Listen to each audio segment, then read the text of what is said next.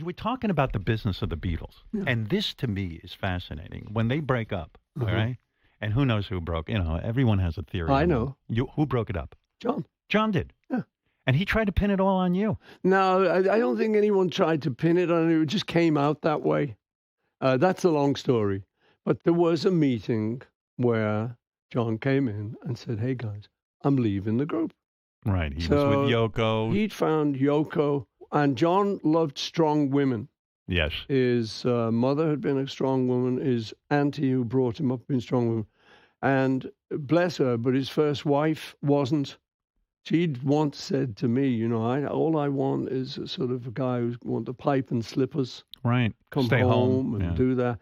And I thought, whoa, that's not John. You got the wrong guy. And so John had met up with Yoko, and even though we thought, oh, God, a bit intrusive, she used to sit in on the recording sessions, and we'd never had anything like that. Yeah. But looking back on it, you think the guy was totally in love with her. Yeah. And, you've just got to respect that. So we did, and I do. But this song fascinates me. And I thought it was kind of an attack. Not I kind of thought this, I know it. And it's my favorite song you ever wrote. That was your first mistake. You took your lucky break and broke it in two. That was directed at John. We were writing songs at each other. Yes. It's like weaponizing songs.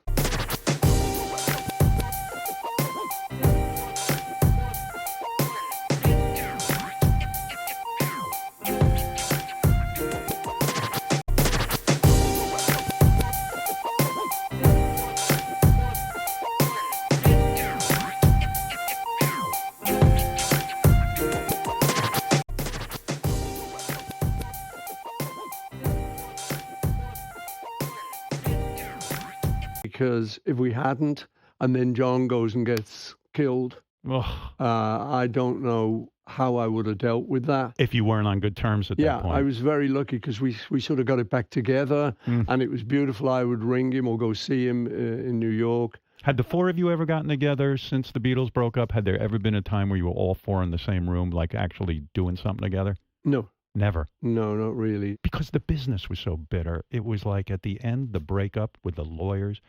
I heard a crazy story that, and I don't know if it's true. So you're about to put out the McCartney solo album. The Beatles are done. The Beatles decide to put out Let It Be.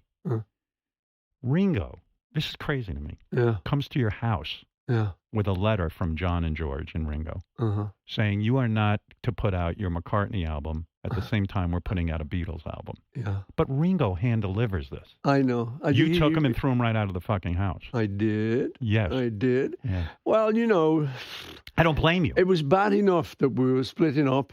Yeah. It was bad enough that all that money we'd earned and all that fame was going down the pan. Yes. And there was this guy who was going to take it all.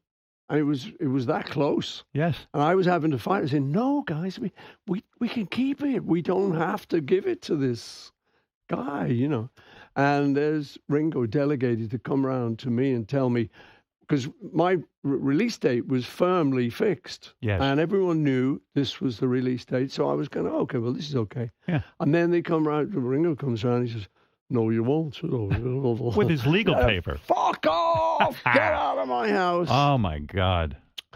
And he did. And you must have Well, been... again, even that, we got it back together again. Yeah, I know. That's families for you.